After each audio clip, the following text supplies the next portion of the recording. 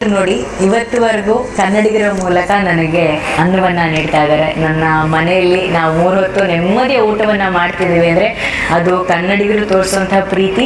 ಆದ್ರೆ ಅದಕ್ಕೆ ಮೂಲ ಆಶೀರ್ವಾದ ನಾನು ಮೊದಲನೇ ಬಾರಿ ತುತ್ತು ತಿನ್ನಲ್ಲ ಮಂತ್ರಾಲಯದಲ್ಲಿ, ರಾಯರ ಸನ್ನಿಧಾನದಲ್ಲಿ. ಅದೇ ಇವತ್ತಿಗೂ ನನಗೆ ಅನ್ನವನ್ನ ನೀಡ್ತಾ ಇರೋದು. ಅಂತಿರ್ಲಿಲ್ಲ ನಿಜ ಹೇಳ್ಬೇಕಂದ್ರೆ. ಮೊನ್ನೆ ಗುರುವಾರ ನನ್ನ ತಾಯಿಗೆ ಗೊತ್ತಿಲ್ಲ ಯಾಕೋ ಸಡನ್ ಆಗಿ ಕನ್ಸಲಿ ರಾಯರು ಬಂದಿದ್ರು. ಅವರು ಬೆಳಿಗ್ಗೆ ಎದ್ದ ತಕ್ಷಣ ನಾವು ಒಂದ್ಸಲಿ ಮಂತ್ರಾಲಯಕ್ಕೆ ಹೋಗಿ ಬರೋಣ ಅಂತ ಹೇಳಿದ್ರು. ನಾನು ಯಾಕಮ್ಮ ಸಡನ್ ಆಗಿ ಮಂತ್ರಾಲಯ? ಇಲ್ಲ ನನಗೆ ಗೊತ್ತಿಲ್ಲ, ನನಗೆ ಕಾಣಿಸ್ಕೊಂಡ್ರು ರಾಯರು ಅಂತ ಹೇಳ್ಬಿಟ್ಟು ಹೇಳಿದ್ರು.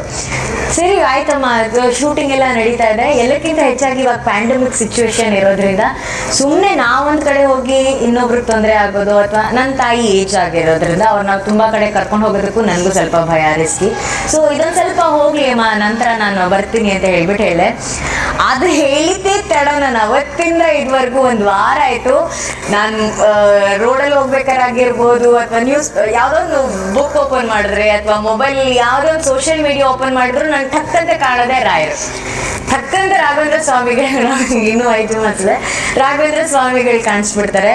ಬಹುಶಃ ಅವ್ರು ಹೇಳ್ತಿದ್ರು ಅನ್ಕೊಂತೀನಿ, ನಿನ್ನ ತಾಯಿ ಮೂಲಕ ನಾನು ನಿನ್ನನ್ನು ಕರೆಸ್ತಾ ಇದ್ದೀನಿ ನನ್ನ ಸನ್ನಿಧಾನಕ್ಕೆ, ನೀನು ಬರಬೇಕು ಅಂತ ಹೇಳಿ.